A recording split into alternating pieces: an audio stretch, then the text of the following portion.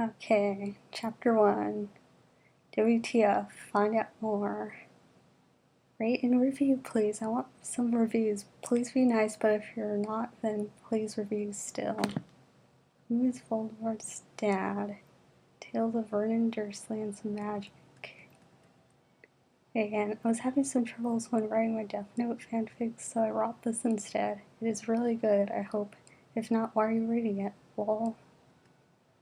It was 7 o'clock, but only not really, but Uncle Vernon's watch was all broken. He looked at it and said, "Fucking watch, it is broken again." He stepped out of the car and found himself in the middle of a car park. "I'm glad you met me here when I sent you those anonymous letters," said a mysterious voice coming mysteriously from the buses around the park. "It was no problem. That is good," said the man as he jumped out of the bush. "You're Voldemort," yelled Vernon, jumping backwards and stepping on a cat, which screamed quite loud, and then ran away.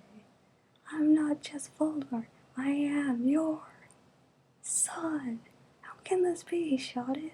"I have only 2 kids, and they are Dudley and Harry." Then Voldemort grabbed his long wand, which was under his cloak and his pants. It was made of wood from the whomping willow tree, which made it super powerful.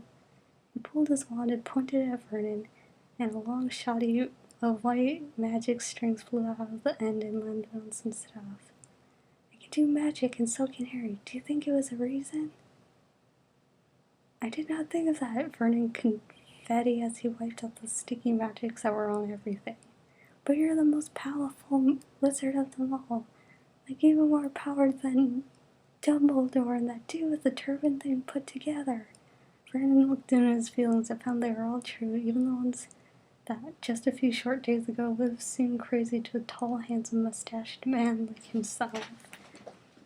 He talked out his wand and pointed at Voldemort, who was staring in the face and shouted, "Die, you pies of shit, an abracadabra, and a magic blast of stuff. And does it shot anyway? No, cause it's magic."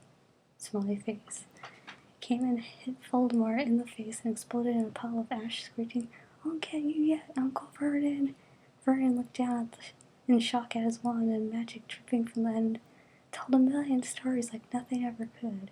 He jumped over another car into his own car and slammed on the brakes and screamed out of the car park, laughing like a maniac.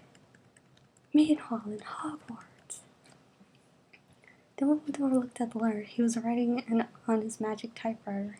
It said some stuff about really complicated magics, and they were too hard for any muggle to understand, even like Einstein or Obama or the dude with the wheel here. Suddenly he looked at the magicometer, which was busy dancing over his desk like a man on fire, except it was not on fire. It was quite happy and singing to itself. "There is a disturbance in the force," he yelled, jumping to his feet like he wasn't a beardy guy like from the Middle Ages or whatever. He jumped into his car, which was the 1961 Audi Castro, and bright red with some pink bits too, where magics had exploded. He had made it by magic, so it had like a million horsepowers in the brakes and some rocket booster too. He zoomed away real fast and shot by some cops, but it was magic, and the radar gun didn't work, even though there were magic cops with a magic radar gun, because he was just that good at magic. He overtook the night bus, and that tall dude with the spots yelled, "Watch out, you fucking psycho," and beeped at him, but Dumbledore had a honk if you're horny sticker, and he thought it was horny. He got to Vernon fast and shouted, "You will die," he said, as he used his wand to conjoin up a double-barrel bazooka machine pistol, which was the most powerful gun except a nuclear bomb, which he couldn't make because he didn't have any nuclears with him. He shooted it at Vernon, and it exploded because he cast a spell at his gun, which blocked the barrel, and it went the wrong way, even though he tried to stop it because he failed. "No!" he shouted as he blew up bits of bird and splattered all over his car, which became Vernon's now, because he left the keys behind, and Vernon could steal them. use them to go driving it wherever he wanted, even the sea, because it was magic. Now I'll become the new Master of Hogwarts, and there will be a few changes around here, let me tell you. 4 days and 15 hours or something later, introducing our new head teachers, Vernon Dursly, shouted Snape into a microphone at the big dance. Vernon jumped at the stage and grabbed the microphone and also a guitar and his wand. He started moshing out to chasing cars, because he had been chasing cars earlier. And soon everybody was joining in, and it was really good, and some bees started moshing on the stage, and the security had to come in and pull him off.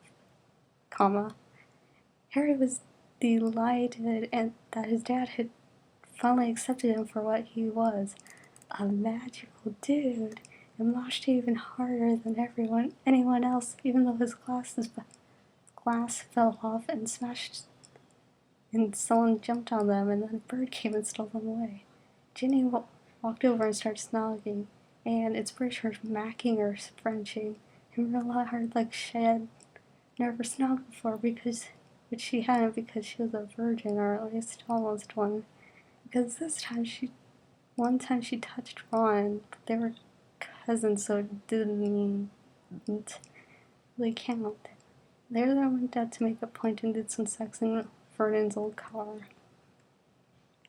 10 years later, and this happens instead of that stupid bit at the end of the Deadly Hallows. Vernon was angry at Harry for getting Ginny all teen pregnant and stuff.